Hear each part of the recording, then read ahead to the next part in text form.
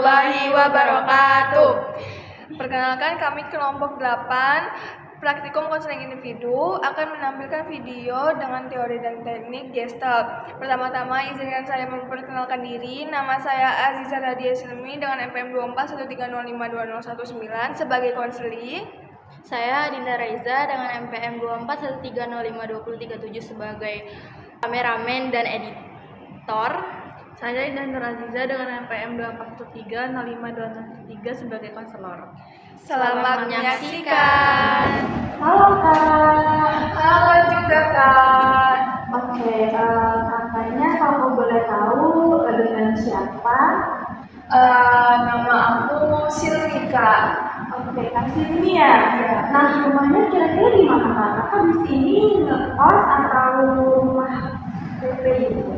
Kebetulan aku rumah Kak, aku PP di di sekitaran Denta Yasa Kak. Berarti kayak dari Sukarame aja ya? Sukarame sananya lagi ya Kak. Oke. Nah, Kak Silmi datang ke sini sendiri ya? Atau gimana nih? Aku sendiri naik motor Kak. Berarti motor sendiri ya? Ya, naik motor sendiri ya. Nah, tahu tempat ini kira-kira dari mana? Ini sih Kak, aku kan pas itu ikut seminar. Nah, seminarnya itu tentang kayak kesehatan mental itu Kak. Nah, kebetulan yang nyampein itu dosen BK Unila Kak. Dan katanya ada namanya pelayanan bimbingan konseling ini gitu Kak. Jadi bisa daftar dan bisa datang ke sini. Nah, jadi kebetulan aku juga ada ceritain, jadinya aku pengen sekalian deh coba cerita ke sini. Oke, jadi Kak Silmi udah tahu dong tempat ini tempat yang untuk berkeluh kesah atau ingin bercerita gitu ya. Kira-kira nanti perkenalan diri kali ya. Kali nama aku Liza, Liza. Terserah mau manggil apa. Yang dibilang Kak Silmi tadi benar. Di sini tempat untuk bercerita bisa. Kalau kita kayak bercerita ini juga kami alami. Nah, kira-kira sebelum kita lebih lanjut, kakak mau cerita apa? Aku mungkin mau cerita soal ini sih permasalahanku, ya permasalahan. Kalau kata temanku tuh aku kurang berekspresi dan juga kurang dalam meluapkan emosi gitu Kak. Tapi aku rasanya aku tuh udah berekspresi dan beremosi secara benar gitu. Tapi sejak bilang sama teman-teman itu, aku merasa oh iya ya, ternyata aku kurang bisa dalam menunjukkan ekspresi dan juga dalam meluapkan emosi itu sih Kak. Oke, jadi mungkin menurut kamu ini kurang berekspresi atau kurang meluapkan emosi. Kayak kamu udah sadar, tapi teman-teman kamu sadar gitu kayak terhadap kamu ini kurang berekspresi atau kayak kurang meluapkan emosi. Jadi kayak kamu tuh kayak udah dapat tapi teman-teman kamu menyadari hal itu. Iya benar Kak. Oke, sebelum dilanjut, di sini aku menjelaskan dulu nih Kak, ada namanya kontrak konseling. Nah, di kontrak konseling ini ada 3 asas Kak, ada asas kesukarelaan, asas keterbukaan, dan asas kerahasiaan. Jadi, aku tanya dulu nih, Kakak datang ke sini itu dengan disuruh atau dipaksa atau Kakak sendiri mau datang ke sini dengan sukarela hati gitu? Kebetulan aku yang mau cerita kan Kak, jadi aku datang ke sini dengan sukarela, nggak disuruh siapa gitu Kak. Oke. Nah, yang kedua di sini ada asas kerahasiaan. Jadi kakak tenang aja.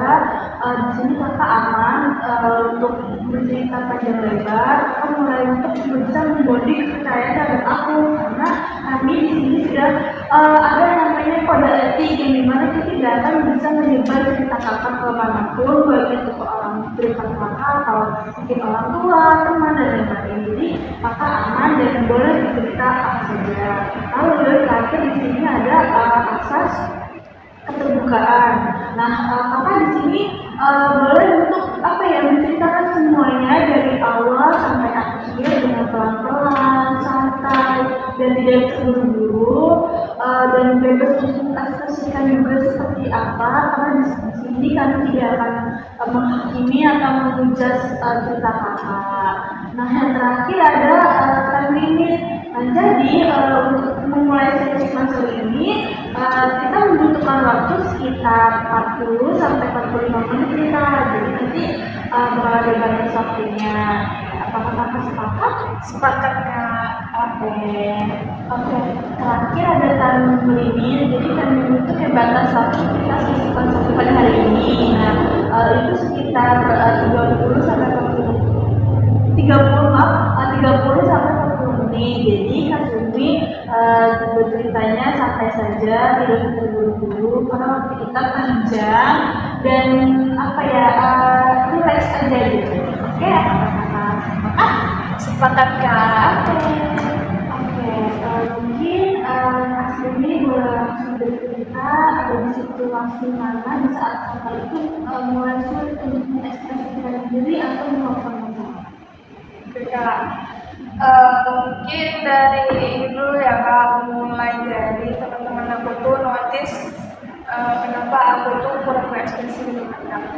Jadi itu aku ada di masa kan aku masuk kuliah tuh kan, ya, dan aku memang anaknya itu ikut organisasi dari SMA gitu. Jadinya aku mau melanjutkan kuliah ini karena kan sekalian juga aku tuh mau memperbaiki kebiasaan aku yang introvert kan Kak, yang pribadi aku tuh yang suka diem aja. Jadi itu aku mau mengubah kebiasaanku, aku mau lebih aktif gitu. Akhirnya aku ikut organisasi lah. Nah, alhamdulillah di organisasi itu aku bisa aktif Kak, bahkan pernah ditunjuk sebagai inti acara. Nah, di situ aku ada sama 3 temanku. Di sini tuh dia ketumplang, terus aku tuh seplaknya, temanku itu bendahara pelaksanaannya. Nah, kami ini bertiga ya akrab Kak, maksudnya tuh sering cerita-cerita karena lawan acara itu kan agak gede, jadi lumayan agak panjang gitu tentang waktunya gitu. Terus hampir satu acara tuh kami ngobrol-ngobrol gitu loh. Hampir satu acara tuh ngobrol-ngobrol karena kan kami juga nginep ke Kak. Terus ditanya ngobrol-ngobrol kayak iya nggak boleh tidur loh, kayak besok tuh gimana ya kayak excited gitu. Terus aku bilang iya aku juga nggak bisa tidur soalnya aku semangat. Aku bilang kayak gitu. Dalam bayangan itu ya udah aku tuh semangat gitu loh, semangat selayaknya aku semangat yang excited kayak hihi gitu loh. Tapi temanku emang iya nih loh, ya iya aku semangat loh dari tadi, makanya aku tuh kayak mikirin besok gimana ya, kayaknya total semua udah itu tuh aku kepikiran ya selayaknya excited loh Kak, gimana sih kayak seneng gitu, kayak semangat gitu. Kalau besok tuh ada hari yang tunggu-tunggu tuh besok bakalan terjadi gitu. Tapi ternyata kata mereka, Mi kamu tuh gak kelihatan tau Mi kalau semangat kayak enggak gitu loh, kayak biasa aja gitu. Terus loh emang iya aku bener loh semangat kataku. Oh ini gitu ngomongnya lempeng gitu. Oh emang iya ya kataku. Iya Mi gitu kata mereka. Kamu tuh yang Mi nggak bisa kebaca kata mereka. Kamu kalau nggak bisa baca kamu gitu loh. Kalau lagi seneng, kalau lagi marah, kamu tuh nggak kelihatan. Kamu tuh ada emosi atau ekspresinya gitu.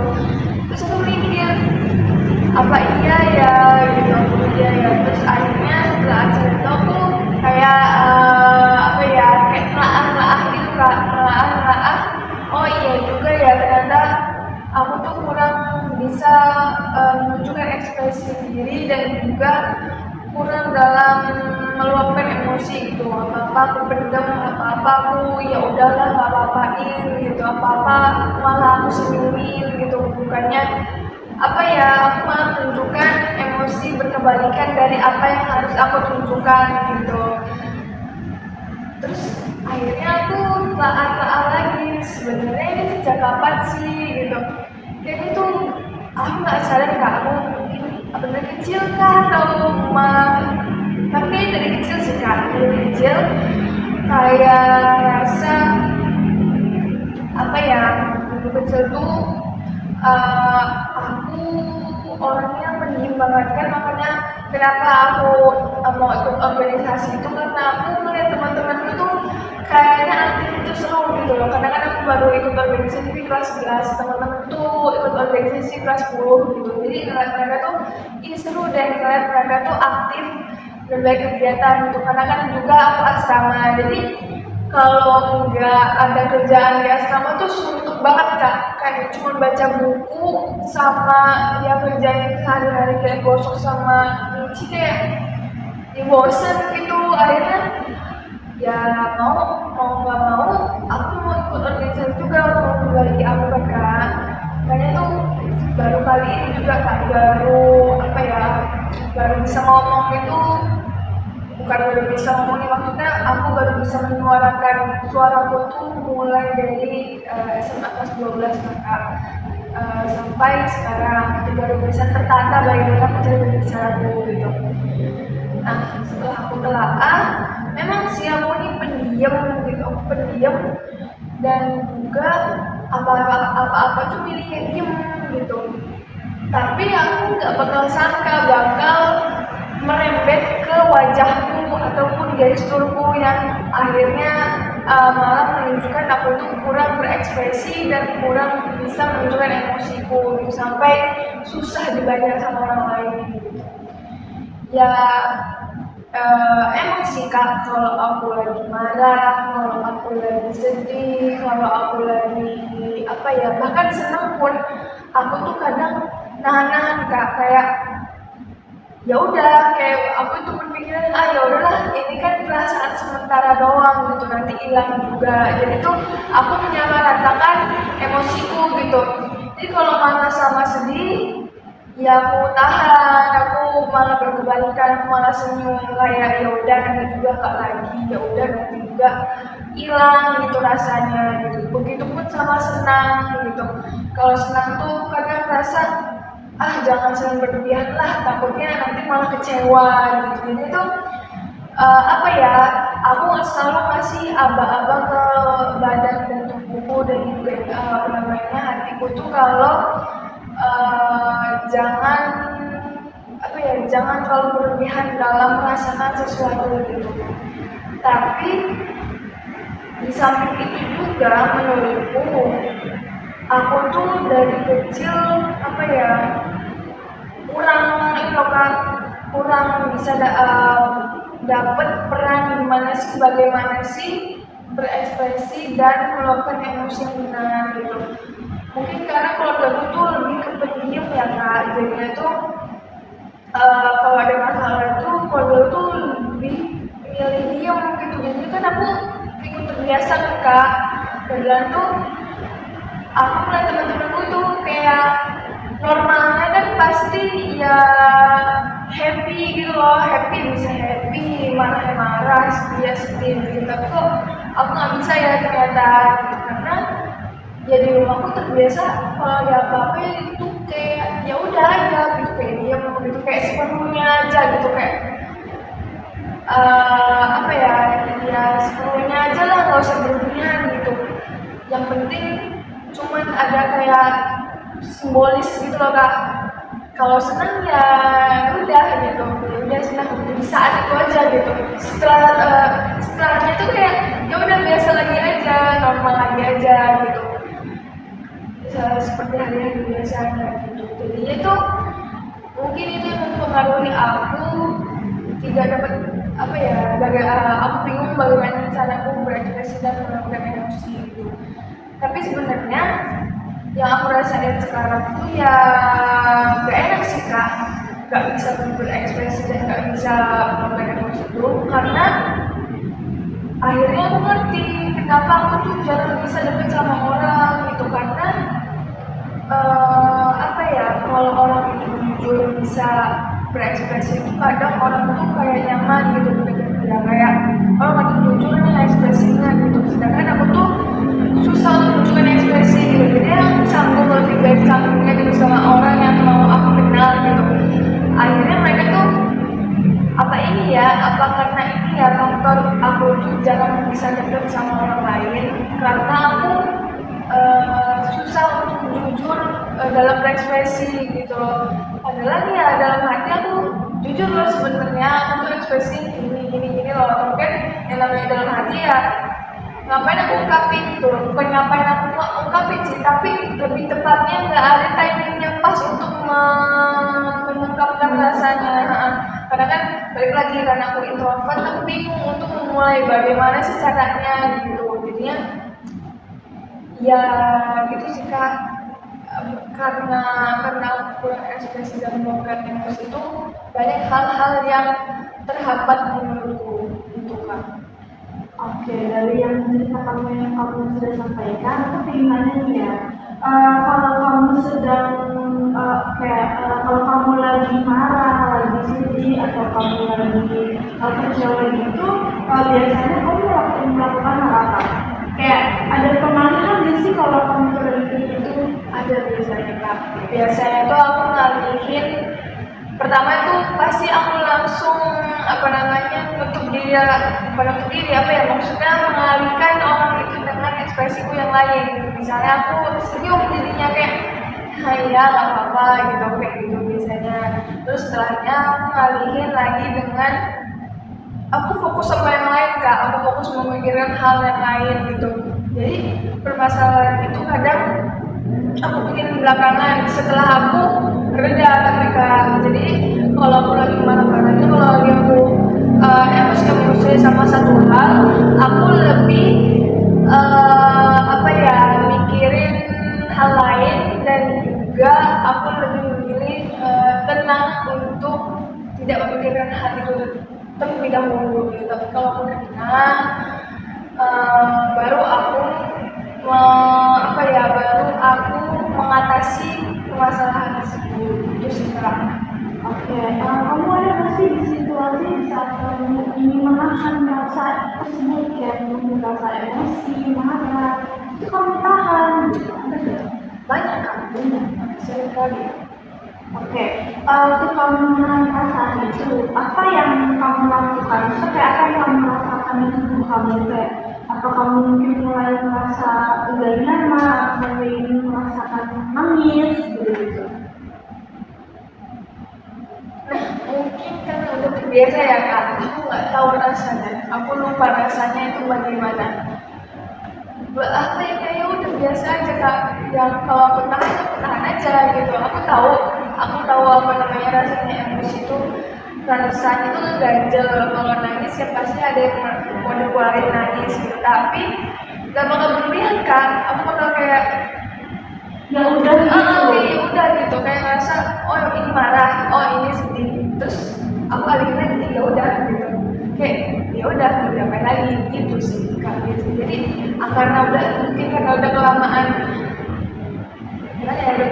lupa dengan cara bagaimana normalnya, aku malah benar-benar nggak tahu ini harus perasaan yang benar tuh gimana sih gitu sih Kak. Oke, tadi kan kamu kayak kebingungan ya cara membedakan antara marah, sedih, senang, dan kecewa. Sebenarnya bukan bingung mengklasifikasi perasaannya sih Kak, tapi bingung bagaimana cara mengungkapkannya gitu sih. Jadi susah gitu ya, bingung kan. Nah, coba sekarang ingat satu kejadian yang dimana terakhir kali kamu tuh benar-benar menahan emosi kamu gitu. Jadi apa yang kamu rasakan pada saat itu? Kayak misal emosi yang udah dari kemarin-kemarin, coba kamu bawa ke kejadian pada saat ini. Sebentar ya Kak. Rasanya kan Kak? Ya, kayak seolah kejadian itu sedang terjadi pada saat ini. Rasanya tuh kayak capek ya Kak, pertama capek, entah badanku, entah kayak fisikku, entah dalam diriku itu capek banget pasti Kak. Terus kayak sesek sih Kak, pengen nangis gimana gitu, benar-benar yang nangis lega itu susah Kak. Jadi jujur mau ngerasain nangis yang megala gitu gimana gitu. Terus juga pokoknya capek sama sesek. Oke, coba sekarang fokus ke perasaan itu dan apa yang paling kuat, apa yang paling buat kamu kuat untuk merasain hal itu? Yang paling kuat ngerasain emosi saat itu ya. Yang kamu rasakan? Kayak capek kan? Yang paling pasti itu capek. Oke, dan itu kamu bisa nangis kan? Maksudnya kayak kamu ketika kamu capek, kamu kayak ya namanya orang kalau capek kan pasti antara nangis dan meluapkan emosi. Nah, di saat itu kamu merasa capeknya seperti apa? Apakah dengan nangis yang kayak nangis, tapi sulit untuk kayak nangis juga gitu. Iya kak, aku capek. Ya nggak bakal bilang capek loh gitu. Terus habis capek aku biasa tiduran di kasur. Terus ngelamun kak biasanya. Karena ya itu balik lagi aku gimana ya cara nangis tuh gimana gitu loh. Atau mungkin karena udah terbiasa nggak ngeluapin jadi aku nggak tahu cara nangis gitu. Mungkin pernah kak kemarin itu aku benar-benar capek. Terus aku cuman nitikin air mataku pertamanya kan kayak ya udah. Terus tiba-tiba cuma notice kenapa nih, barulah aku nangis gitu agak panjang gitu nangisnya. Nah, setelah kamu nangis, perasaan kamu bagaimana? Apakah kamu merasa lega, belum, atau masih ada yang belum tersampaikan oleh masih menangis? Kalau menurutku yang terakhir kemarin itu cukup lega sih kan, cukup lega untuk nangis karena aku sempat diserukan dan emang gak lama nangis. Itu kan keadaan kamu ketika kamu lagi bersama teman-teman. Nah, kalau misalkan sendiri, kalau misalkan kamu ingin menangis gitu, ada nggak sih yang buat kamu membantu? Entah kamu dengerin lagu sedih, atau kamu nonton video yang sedih, terus kamu kebawa emosi dan sampai akhirnya kamu menangis, atau kamu mengingat masalah kamu gitu, kayak ini masalah sama kayak aku gitu. Waduh kak, jujur enggak kak, enggak. Jadi kalau emang nangis, aku pernah nangis kak, nonton film, nonton drama, denger lagu, terus baca novel, baca komik, aku pernah nangis kak. Tapi nggak bakal pernah aku sangkut pautin sama permasalahanku, karena ya aku fokus sama yang aku sedang melakukan di depan gitu. Oke, kasih ini jadi kamu ini kan yang sudah kamu ceritain, kamu ini bingung dengan perasaan kamu, bagaimana cara meluapkannya, bagaimana cara untuk menyampaikannya, betul? Betul kak. Nah, di sini aku mengenali ada namanya teori Gestalt atau teori Gestalt, ada namanya teknik opsi kosong. Nah, itu gimana sih Kak? Nah, jadi teori opsi kosong itu apa ya, teknik ini tuh kayak semacam role play gitu yang dimana kamu ini berbicara dengan seseorang nanti di depan kursi itu. Nah, aku mau tanya dulu, kamu udah ada bayangan belum kayak kamu bakal ngomong nih di depan kursi kosong tersebut, ada bayangan dan orang tersebut itu siapa? Oh, jadi nanti tuh aku kayak ngobrol sama kursi kosong gitu ya kak, kursi kosong gitu, terus aku bayangin orang yang pengen aku sampaikan sesuatu itu ya kak. Iya betul. Mungkin karena ini apa ya, mungkin karena ini perasaanku, aku datang ke sini tanpa menyalahkan siapa, sepertinya aku bakal ngomong ke diriku sendiri deh kak. Mungkin bisa kita mulai? Boleh banget kak. Bentar ya.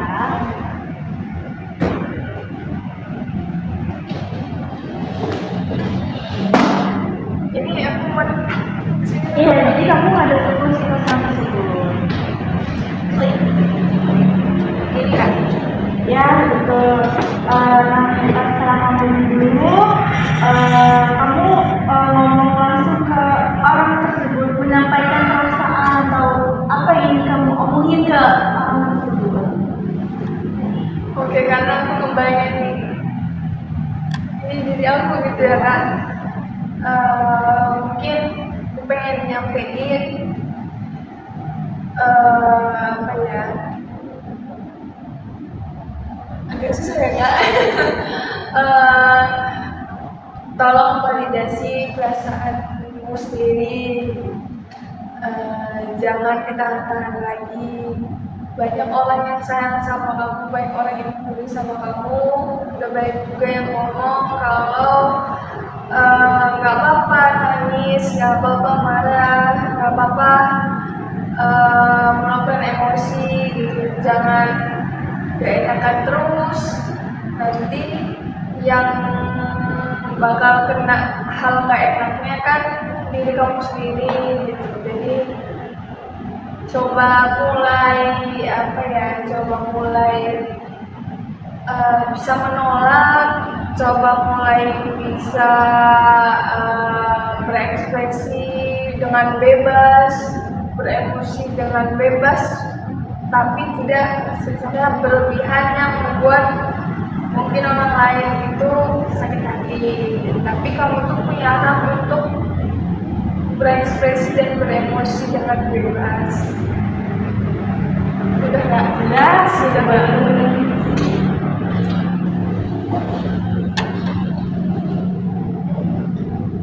Oke, setelah kamu mengungkapkan perasaan tadi, bagaimana perasaan kamu setelah itu? Sebenarnya agak ya kak. Maksudnya aku itu hubungan aku ke diri aku sendiri, tapi dalam hati doang gitu. Jadi itu kayak ya lewat aja gitu. Tapi beda perasaannya saat diucapkan. Kalau diucapkan itu kayak lebih terasa nyata. Dalam hati. Kayak terasa lebih, oh ini apa ya, lebih terasa aku harus lebih sadar gitu sih kak. Oke, dari yang kamu rasakan dan ungkapkan tadi, apa yang kamu sadari tentang diri kamu setelah melakukan teknik kultivasi tersebut? Bukan sesuatu yang baru aku sadarin sih kak, tapi semakin sadar gitu kak.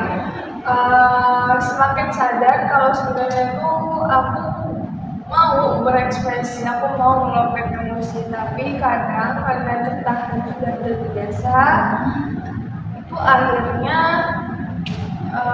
ya aku nggak melakukan semestinya seperti kemauan diriku. Itu sih kak, nggak sinkron jadinya. Sama mungkin ini sih kak, apa ya, aku takut kalau ada orang yang bakal tersinggung sama kata-kataku gitu. Karena kan tadi kayaknya aku sempat bilang kan kak, di saat aku bilang kayak bisa menolong orang gitu, aku langsung sadar di situ, oh iya ya, aku nih bersikap begini apa salah satunya juga karena takut orang itu tersinggung dan menjauhiku ya. Itu sih kak. Menurut kamu, kenapa selama ini kamu ini cenderung menahan emosi? Satu kak, mungkin karena terbiasa gak dapat peran bagaimana sih aku berekspresi dan emosi sebenarnya. Sama yang kedua, tadi juga aku baru sadar kalau aku itu takut menyinggung orang lain gitu. Karena dari kata-kataku itu, aku takut ada sesuatu yang tidak aku inginkan malah terucap, akhirnya malah membuat orang tersinggung dan sakit hati. Itu sih. Oke, dengan seperti itu, kan pasti kalau kamu menahan emosi, kamu kayak apa ya, susah untuk ngelakuin hal yang kamu lakukan, dampak ke kamu tuh bakalan pasti lebih susah kan, dan di kamunya bakalan gak enak kan, betul? Jadi kalau misalnya kamu punya kesempatan untuk merespon dengan cara yang berbeda, kira-kira kamu ingin seperti apa? Maksudnya kayak dengan cara apa gitu?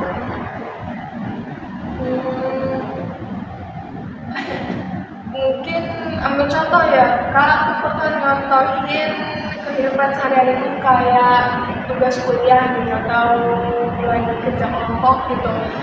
Mungkin kalau ada sesuatu yang bikin aku kesel dari ucapan orang atau dari tindakan orang itu ke aku, mungkin aku bakal gimana ya, aku tuh maunya aku tuh bisa mengungkapkan kalau aku tuh sebenarnya nggak nyaman loh sama apa yang kamu lakukan.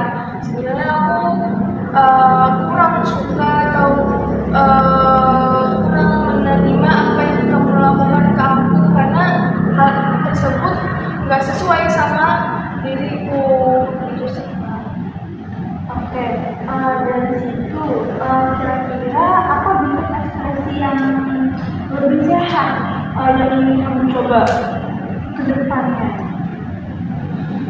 Kalau yang lebih sehat juga aku sebenarnya apa ya, yang utama itu karena aku melihat teman-temanku tuh apa ya, bisa seneng, kelihatan tuh Rona senangnya di wajahnya gitu, kalau lagi senang, kalau lagi emosi yang lain sedih gitu, coba kan kelihatan Rona di wajahnya gitu kan, kayak kelihatan kebaca loh di apa namanya, di mukanya itu sekali lihat tuh langsung oh dia tuh lagi kayak gini ya gitu. Sedangkan kan kalau aku beberapa orang itu bahkan senang pun mereka nggak kelihatan kalau aku ini senang enggak sih gitu. Itu aku pengen satu aku pengen ngerasain ekspresi orang-orang tuh gimana sadar kalau aku tuh beneran senang gitu. Oke, nah yang kamu bilang tadi mungkin kamu bisa melakukan hal-hal yang membuat kamu suka, kayak atau kamu membuat perencanaan kayak apa, jadi bisa kamu lakuin hal di apa ya, di luar jam kerja kamu atau kamu lagi time, nah, kamu bisa melakukan dengan cara melukis mungkin, atau kamu melakukan hobi-hobi yang membuat kamu suka gitu. Kira-kira hal seperti itu kamu ingin ngelakuin hal apa? Oh, mungkin ada sih Kak.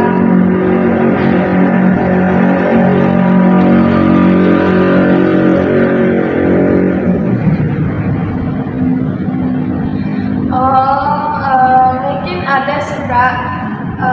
Kayak sebenarnya aku tuh suka melukis Kak, aku suka gambar-gambar, bukan gambar karena aku nggak bisa gambar, tapi aku suka mewarnai gitu Kak. Aku suka memadukan warna-warna gitu. Jadi itu apa ya, ngebuat otak aku itu, bukan otak ya, otak sih mungkin ya Kak, dan pikiran aku tuh perpaduan warna-warna itu membuat aku kayak relax aja sih Kak. Jadi lebih senang aja kalau lagi memadukan warna-warna gitu. Nah, jadi kan udah tahu nih kalau kamu senang kamu melakukan dengan cara melukis. Nah, itu kan kamu berarti bisa untuk meluapkan emosi atau mengungkapkan perasaan kamu terhadap lukisan. Bisa berarti ya Kak lewat Iya, dari yang kamu tadi cerita kan tadi kamu bercerita kalau kamu ini susah untuk mengekspresikan diri, kamu susah untuk meluapkan emosi dan kamu kayak lebih ke kayak ya udah aja gitu kamu melakukannya, dan kamu dengan cara mungkin senyum, entah itu dengan artian kamu marah, kecewa ataupun sedih, kamu dengan mengungkapnya dengan cara tersenyum.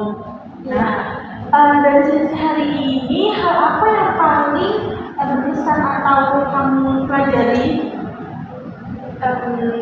Kesan itu kan aku baru tahu itu teknik psikosot aja sih Kak. Kayak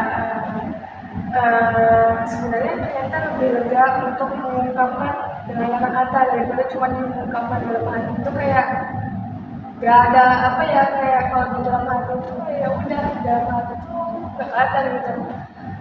Kedengaran juga kayak ya udah kedengaran tapi sama-sama gitu, tapi kalau aku ungkapkan secaranya dengan omongan dari mulutku ternyata lebih berimpact ya, itu sih Kak. Mungkin depannya kamu baru seperti itu ya.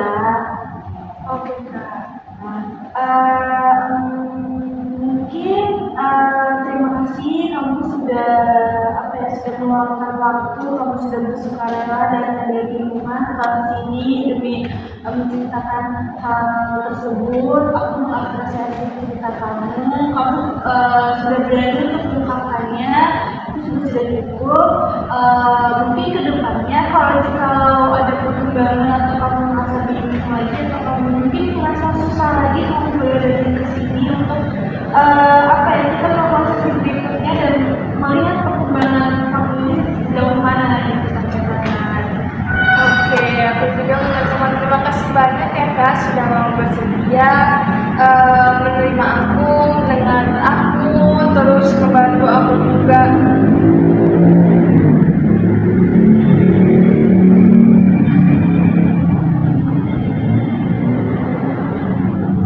Terus ngebantu aku juga untuk lebih sadar sebenarnya diriku ini kenapa, dan juga membantu aku mencari solusinya. Aku makasih banyak juga ya Kak.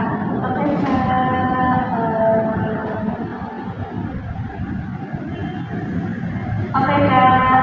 Aku hati-hati ya di jalan. Tadi kan katanya naik motor ya sendiri. Iya, Kak. Kan. Oke Kak, terima kasih juga ya Kak.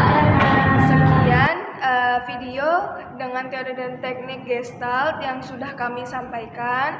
Kurang dan lebihnya kami mohon maaf dan kami ucapkan terima kasih. Kami akhiri. Wassalamualaikum warahmatullahi wabarakatuh.